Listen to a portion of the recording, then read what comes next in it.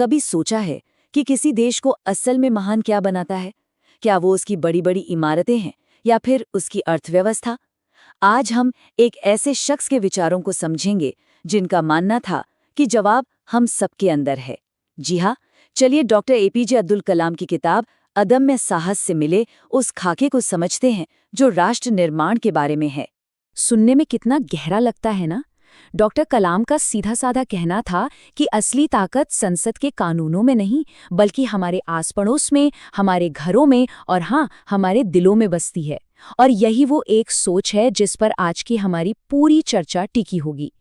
तो सबसे पहले बात करते हैं क्योंकि आखिर डॉक्टर कलाम इस एक विचार, इस इंडोमिटेबल स्पिरिट यानी अदम्य साहस को लेकर इतने पक्के क्यों थे?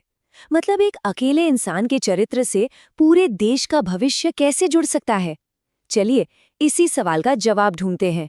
इसको ना ऐसे समझते हैं, मान लीजिए कि देश एक बहुत बड़ी इमारत है, तो फिर हम सब, हर एक नागरिक, उस इमारत की एक एक ईंट है। अब आप सोचिए, इमारत का डिजाइन कितना भी शानदार क्यों ना हो, अगर ईंटें ही कमजोर होंगी तो वो ढह जाएगी। बस यही बात डॉक्टर कलाम कह रहे थे कि असली मजबूती सिस्टम में नहीं, हर एक नागरिक के चरित्र और उसके इरादों में छिपी होती है।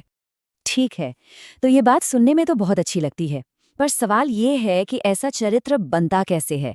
क्या कोई इन गुणों के साथ पैदा होता है? डॉक्टर कलाम का जवाब था बिल्कुल नहीं। उन्होंने अपनी ही जिंदगी से दो ऐसे मजबूत पिलर्स यानी स्तंभों की पहचान की जिन्होंने उन्हें घड़ा। चलिए देखते हैं वो क्या थे। तो पहला स्तंभ था प्रेरणा। और डॉक्टर कलाम के लिए ना प्रेरणा दो तरफ से आती थी। एक तरफ थी उनकी माँ का वो खामोश निस्वार्थ प्यार, और दूसरी तरफ था उन महान वैज्ञानिकों का मार्गदर्शन जिन्होंने उनके करियर की राह को रोशन किया। और ये बात सिर्फ पेट भरने की नहीं थी, ये एक खामोश सबक था, एक माँ का त्याग जो उस छोटे से बच्चे के मन में हमेशा के लिए बस गया। उसी पल उन्होंने सीखा कि असली ताकत निस्वार्थ होने में है। कह सकते हैं कि इसी एक घटना ने उनकी पूरी जिंदगी की नींव रख दी।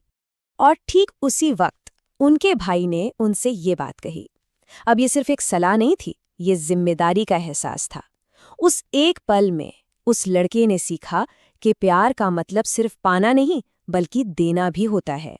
तो घर पर तो ये मजबूत सबक मिल ही रहे थे, पर डॉक्टर कलाम की पेशेवर जिंदगी भी प्रेरणा से भरी थी। ये जो नाम है ना, ये सिर्फ उनके बॉस नहीं थे, ये वो लोग थे जो भारत के स्पेस प्रोग्राम की नींव रख रहे थे, और उन्होंने ही एक नौजवान कलाम में वो चिंगारी देखी थी जो दुनिया बदलने वाली थी। तो एक स्तंभ तो हो गया प्रेरणा, लेकिन डॉक्टर कलाम एक और चीज को बहुत जरूरी मानते थे, और वो था एक महान शिक्षक। पता है, वो टीचर को एक सीढ़ी की तरह देखते थे। सीढ़ी खुद कहीं नहीं जाती, वो बस मजबूती से खड़ी रहती है ताकि उस पर चढ़कर छात्र सितारों तक पहुंच सके। जरा सोचे, कोई क्लास में बैठा है, किताबों के मुश्किल शब्दों से बोर हो रहा है, और अचानक टीचर कहता है, चलो किताबें बंद करो, हम सब समंदर किनारे चलते हैं। श्री अय्यर ने ठीक यही किया था। उन्होंने एक सूखे से सिद्धांत को एक जिंदा सांस लेते हुए चमत्कार में बदल दिया। उस दिन आसमान ही उनका क्लासरूम बन गया था। कमाल की बात है ना?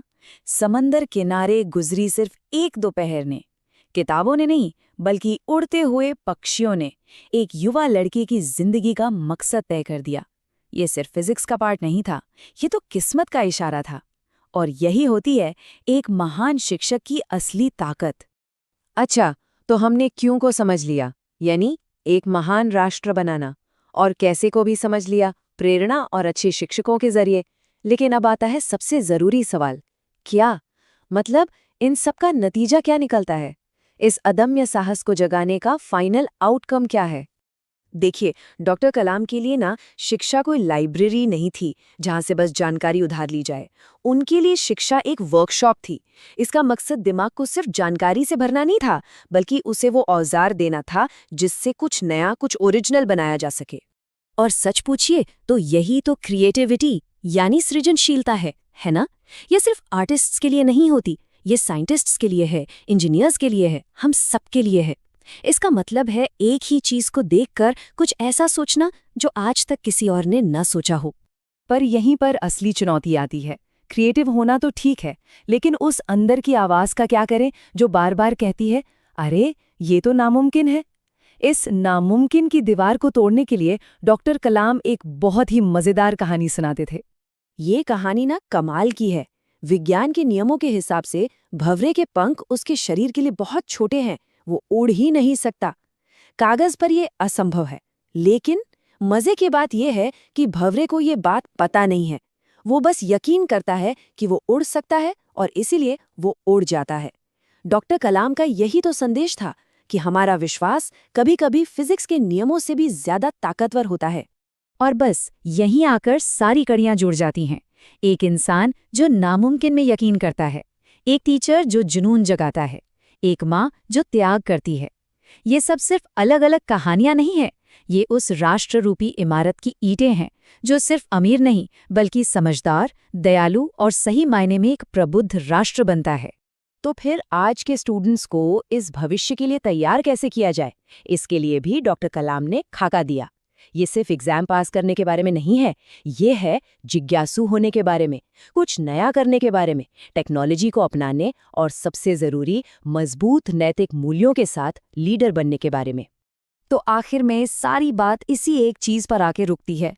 शिक्षा का सबसे बड़ा तोहफा कोई फॉर्मूला या कोई फैक्ट नहीं है, ये है एक एहसास, एक अटूट विश्वास जो हर चुनौती के सामने कहता है, वी कैन डू इट, हम ये कर सकते हैं। तो डॉक्टर कलाम ने तो हमें रास्ता दिखा दिया है।